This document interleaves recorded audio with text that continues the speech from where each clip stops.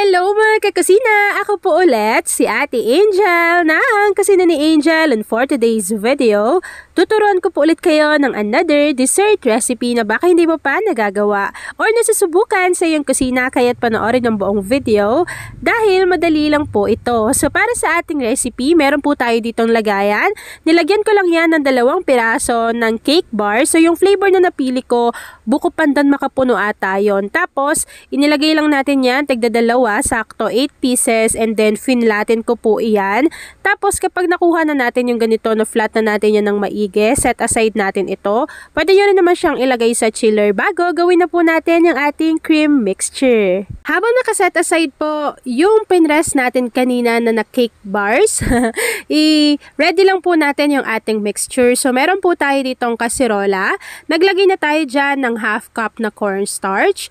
Maglagay rin tayo dyan ng 1/4 cup na glutinous rice flour. Haluin lang natin ito bago tutunawin po natin yan sa ating evaporated milk. So bali, 2 batch yung inilagay ko na evaporated milk. So nilagay ko muna yung first batch, tapos sinalo ko yan ng hinalo. Para sure ako na tunaw na maigi yung ating dry ingredients. And then after po nun, inilagay ko na yung natitira pa na evaporated milk. So in total, gumamit po tayo dito ng 2 lata ng evaporated milk na merong tig 370 ml. After po noon, inilagay ko na rin dito yung 1 lata or 390 grams ng condensed milk, pinch of salt at 1/2 teaspoon ng vanilla essence. Kapag napagsama-sama na po yung mga ingredients na yan at sure na tayo na natunaw ng maigi yung ating dry ingredients, pwede na po nating buksan yung ating apoy sa ating kalan over medium to low heat, and then lulutuin lang po natin yung ating mixture hanggang sa makita po natin na kumakapal na yung consistency niyan. So habang inahalo natin to mga kakusina,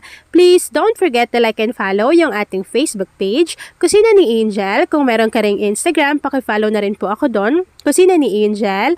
At kung gusto mong matuto pa ng iba pang mga recipes o kaya naman gusto mo rin mag-share ng mga niluluto mo everyday, pwede kang sumali sa ating Facebook group. Andyan lang po yan sa ating Facebook page. At ayan na nga mga kakusina, kapag nakuha na po natin yung ganitong consistency, direct po nating isasalin ito sa ating mga lagayan na merong cake bars. Tapos po kapag nailagay na natin yan dyan sa ating 4 na mga microwavable tab, isa-set aside lang po muna natin ito. Hihintayin po natin yung medyo mag-set or mag-firm. And then after po nun, kapag nag-set na po iyan, mag-dust lang tayo ng cacao or cocoa powder, and then pwede na po natin i-enjoy ang ating easy dessert recipe. At ayan na nga mga kakusina, kapag nag-set na po or medyo nag-firm na yung ating recipe, pwede na po natin tong i-enjoy. At ayan na mga kakusina, tapos na naman po ang ating easy and creamy na buko pandan cream cake. Kung nagustuhan mo yung ating video, please like and share this video. At kung hindi ka pa nakakapag-subscribe sa aking YouTube channel na Kusina ni Angel, please click subscribe button, click mo na yung notification bell, click all para lagi kang updated sa bawat in-upload kong mga videos. At kung isa ka din sa dessert lover o kaya kakanin lover, i-share mo na yung ating video. Yun lang mga kakasina. Thanks for watching!